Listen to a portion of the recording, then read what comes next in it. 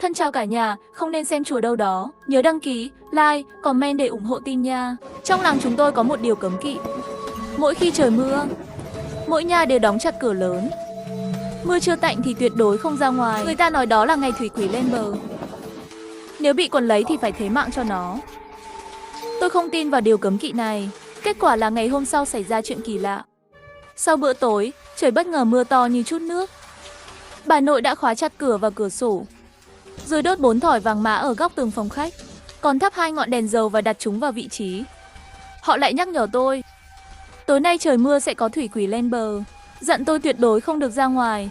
Về nguồn gốc của quy tắc này, tôi từng nghe lỏm bố mẹ nói chuyện.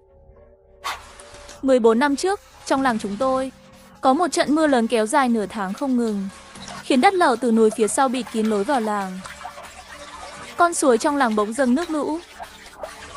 Làng chúng tôi 3 mặt giáp núi, chỉ có lối vào làng là đường ra ngoài. Điều này khiến nước không thể thoát, khiến hàng chục người chết đuối. Tam cô bà, người hiểu đạo pháp, nói đây là thủy quỷ gây loạn. Bà ấy làm phép 3 ngày để trấn áp thủy quỷ. Cũng từ đó lập ra quy tắc này. Trong làng không ai dám phá luật, vì những người xáo phạm đều đã chết. Trận mưa này kéo dài đến 8 giờ tối. Tiểu Điền đối diện cuối cùng không nhịn được mà nhắn tin cho tôi. Cậu rốt cuộc có đi không? Trong nhóm cũng không nói gì cả. Tôi nhìn qua phòng khách, thấy ông bà vẫn đang xem tivi. Tôi nhắn lại cho cậu ấy. Cậu quên quy tắc trong làng rồi à? Không được ra ngoài. Cậu ấy trả lời ngay.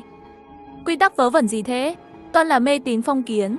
Cậu được giáo dục chủ nghĩa duy vật cơ mà. Sao còn tin mấy thứ này? Bố mẹ Tiểu Điền đã mua nhà trên thành phố. Cậu ấy hiếm khi về làng ở.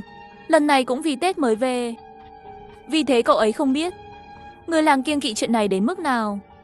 Tôi vẫn nhớ hồi học tiểu học, có lần trời mưa tôi nghịch ngợm, muốn ra mở cửa, suýt nữa bị bố đánh chết. Từ lần đó trở đi, mỗi khi trời mưa, tôi thậm chí không dám nói chữ cửa. Thấy tôi không trả lời tin nhắn, Tiểu Điền tức giận. Cậu và Phùng Chỉ không phải là bạn thân sao? Cậu ấy mai sẽ đi du học rồi. Nói rồi, không xây không về, mà cậu lại không đi tiệc chia tay của cậu ấy. Cậu là bạn kiểu gì thế? Tôi và Phùng Chỉ ngồi cùng bàn, nên đi đâu cũng dẫn cậu ấy theo. Lâu dần chúng tôi trở thành bạn thân. Gia đình Phùng Chỉ rất giàu, chúng tôi thường nhận được nhiều quà từ cậu ấy. Đi chơi cũng toàn do cậu ấy chi trả. Tôi suy nghĩ vài phút, cuối cùng đồng ý cùng Tiểu Điền đến dự tiệc. 10 giờ tối, sau khi ông bà ngủ, tôi lẻn ra ngoài gặp Tiểu Điền. Vừa đóng cửa, ngọn đèn dầu ở góc tường bỗng nhiên tắt. Không biết có phải do trời mưa hay không, ngoài trời rất lạnh. Làng rất yên tĩnh, nhà nào cũng đóng chặt cửa và cửa sổ. Chỉ nghe tiếng mưa tí tách rơi trên ông. Chúng tôi chê ông đi thẳng về phía cổng làng.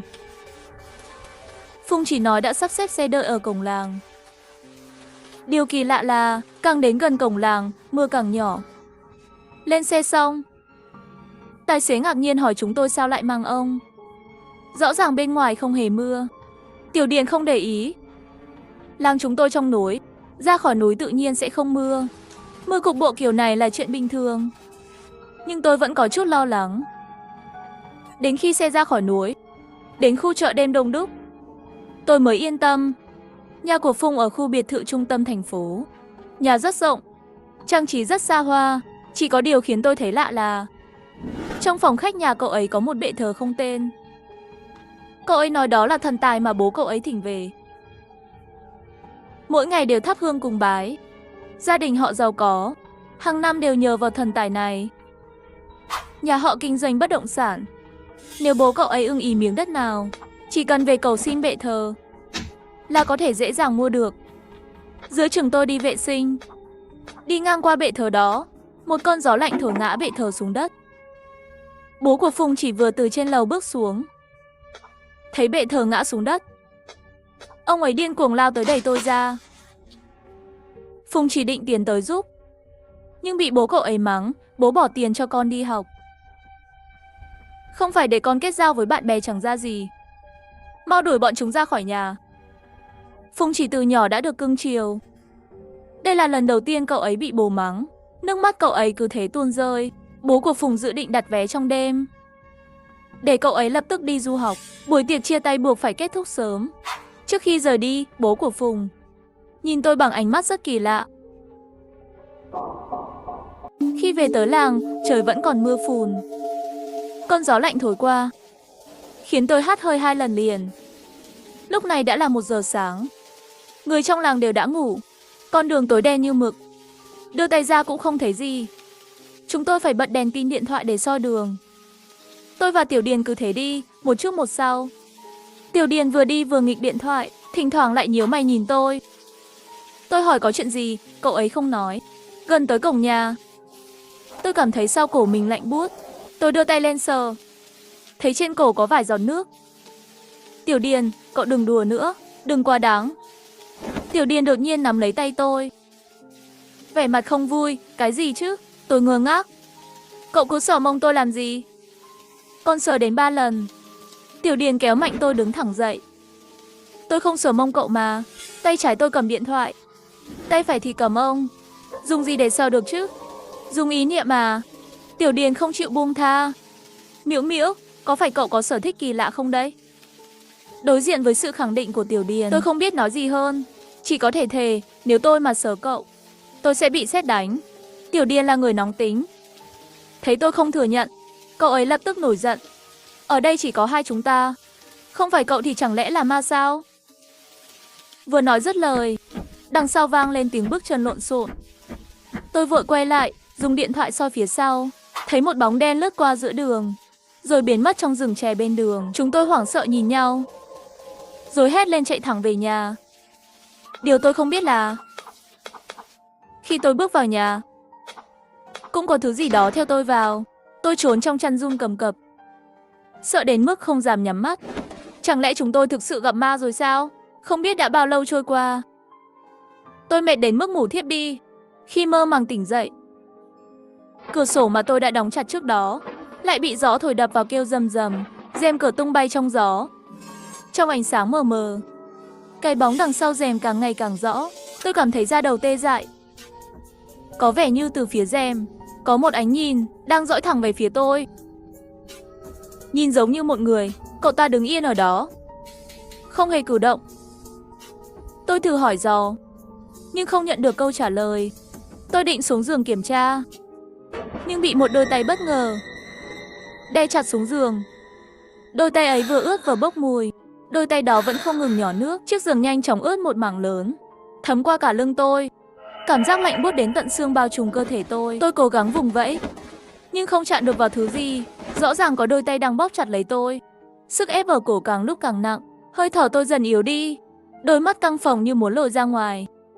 Trong bóng tối, thứ đó không ngừng lặp đi lặp lại một câu nói bên tai tôi. Cuối cùng cũng tìm được ngươi. Cuối cùng cũng tìm được ngươi trước khi mất ý thức. Đôi tay đó đột nhiên bị thứ gì đó đẩy ra. Cơ thể tôi giật mạnh và mở bừng mắt. Tôi thở hổn hển từng ngụm lớn. Ánh nắng từ ngoài cửa sổ chiếu vào, rọi thẳng lên người tôi. Tôi nhìn vào điện thoại. Đã là 6 giờ sáng. Thì ra chỉ là một cơn ác mộng. Tôi lau mồ hôi định ngủ thêm một chút, thì bên ngoài bất ngờ vang lên tiếng hét chói tai. Chết người rồi, chết người rồi. Đó là giọng của chị Bình Đầu. Chị Bình Đầu là mẹ của Tiểu Điền. Chẳng lẽ Tiểu Điền đã... Máu trong người tôi như đông lại. Toàn thân tôi cứng đờ ngồi trên giường.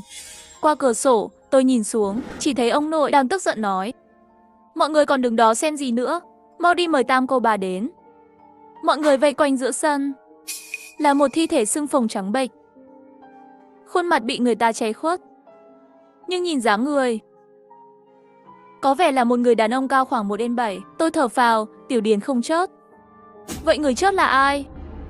Tôi vừa xuống lầu, Tam cô bà được vài người dìu chạy tới. Mọi người lập tức dạt ra nhường đường. Tôi cũng chen vào xem. Không nhìn thì thôi, nhìn rồi suýt nữa tôi nôn cả bữa tối hôm qua. Người chết là ông già độc thân ở đầu làng. Ông ấy vốn là một người rất gầy nhỏ, nhưng thi thể lại phình to lên gấp mấy lần như bị chết đuối. Miệng của ông ta còn đầy những con giun đất vẫn đang ngọ nguậy. Những con giun đó dài bằng cánh tay tôi, từng con đều đỏ và to. Đôi mắt đục ngầu của ông ta mở to hết cỡ, Như thể trước khi chớt đã nhìn thấy thứ gì đáng sợ. Đúng là tạo nghiệp, đã nói rồi trời mưa thì thủy quỷ lên bờ. Người sống phải tránh xa. Vậy mà còn cố tình ra ngoài tìm chớt. Nhớ lại cái bóng đêm qua, tôi run rẩy không đứng vững, thậm chí không dám nói một lời. Có một người đứng xem không nhịn được đá vài cái. Tam cô bà, giờ phải làm sao đây?